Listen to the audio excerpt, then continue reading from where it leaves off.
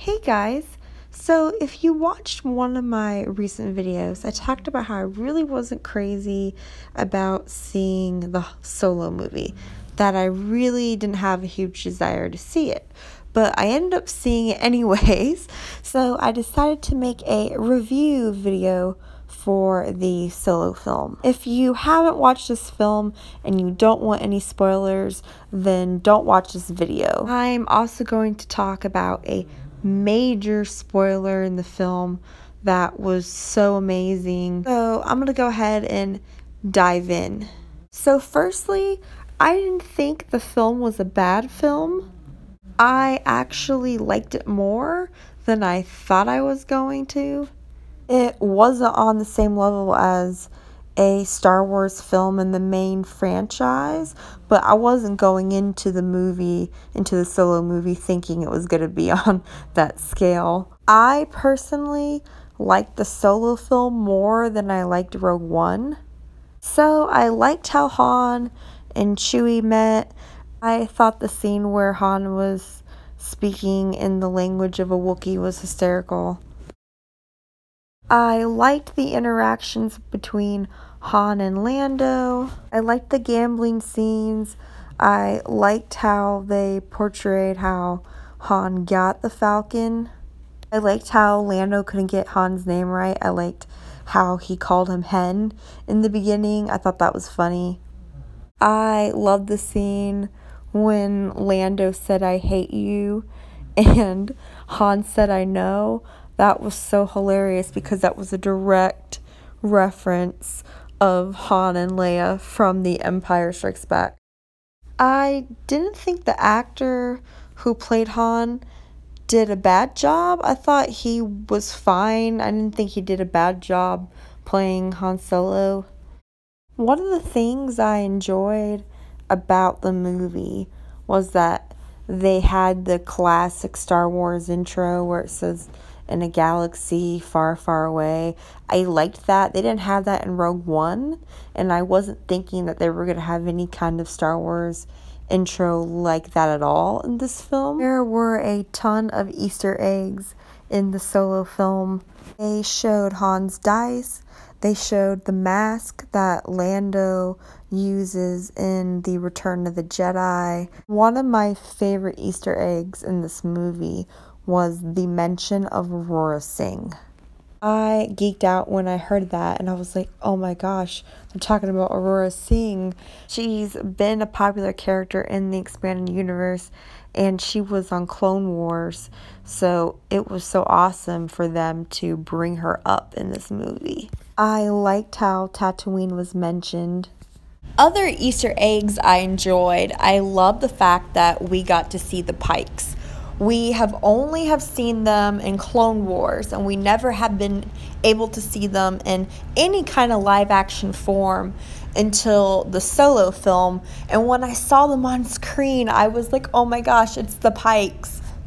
I also like the Easter egg where Han shot Beckett first, because it was a direct reference to Han shooting Greedo first in the original version of New Hope. I also like the "I have a bad feeling about this" reference when Han said, "I have a good feeling about this." The next Easter egg that I'm going to talk about is a major spoiler. It is a character from the prequel series and in Clone Wars and in Rebels. So, if you've been watching this video and you haven't seen the Solo film, turn back now, because I'm going to talk about an amazing character appearance.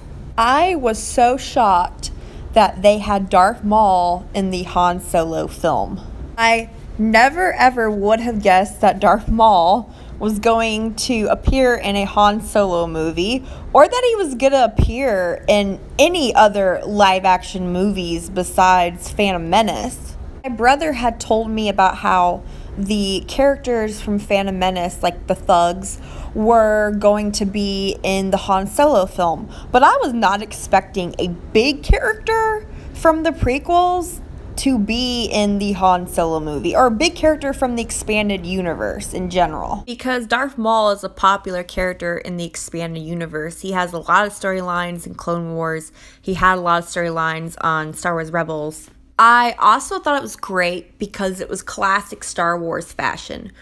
I thought that Dryden was the main bad guy. That's what we were led to believe.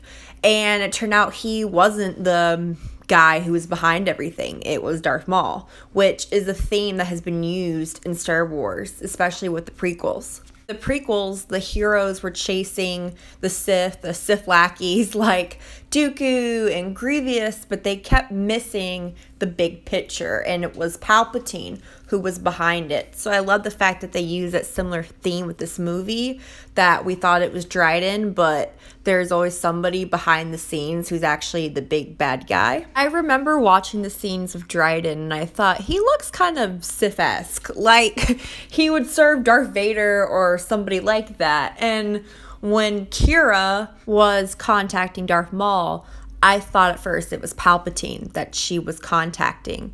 And then when it was Darth Maul, I was so shocked. I absolutely love the fact that they took something that has happened off screen in canon and put it onto the big screen. I didn't think this movie would have any kind of reference to the Sith or the Jedi in any kind of way. I bet money that episode 9 is going to have so many tie-ins and connections to things that have happened in the expanded universe and characters. And I have faith that episode 9 is going to connect things, and it's going to connect to the characters from the originals and characters from the prequels, because they did not have to have Darth Maul in this movie. They didn't have to include him in, and they connected Darth Maul to a Han Solo movie. And Kira, who is a real nobody character, she's really a nobody character, and she has a connection to Darth Maul. So I'm pretty sure that they're going to have connections with the characters in episode 9, like Rey and the gang and all that, are going to have connections of characters from the other films. I bet there's going to be so many cameos in episode 9, and I'm so excited. The Han Solo movie actually encouraged me, because if they are connecting things in a Han Solo film, they're going to connect things in episode 9. So seeing Darth Maul probably was my favorite part of the movie. I remember watching that moment, and before it was revealed that it was Darth Maul, I thought it was Palpatine. And my brother, he says to me, he's like, it's Darth Maul. And then I was like, oh my gosh, it is Darth Maul, when it was revealed that it was him. And it was the same voice actor who voiced Darth Maul in Rebels, was the voice in the Han Solo film, which I thought was pretty cool. It was also kind of funny because after I watched the movie, I spoke with my mom on the phone, and she was like, I thought Darth Maul was dead. And I was like, he came back in Clone Wars. So if you haven't seen Clone Wars and Rebels to know that Darth Maul comes back and you watch the Solo movie, watch those shows, because it will explain how he's there and everything. I love how stories that Dave Filoni has told are making their way to the big screen. And if you don't know who Dave Filoni is, he did the Clone Wars show and he did Star Wars Rebels. So here are some of my other thoughts about it. It was very much like a film noir. Kira was a lot like a femme fatale. The femme fatale usually betrays the guy. And it was a lot like a film noir movie too, with the gangster elements. It was like the classic gangster film.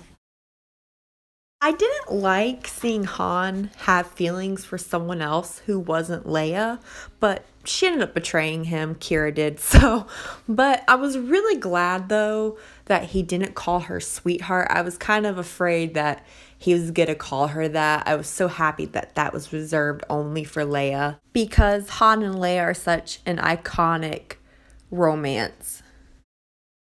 Another classic Star Wars theme that I was so happy that was used in the Han Solo film was the theme of the mentor dying. Even though Beckett was gonna betray Han, he still was his mentor.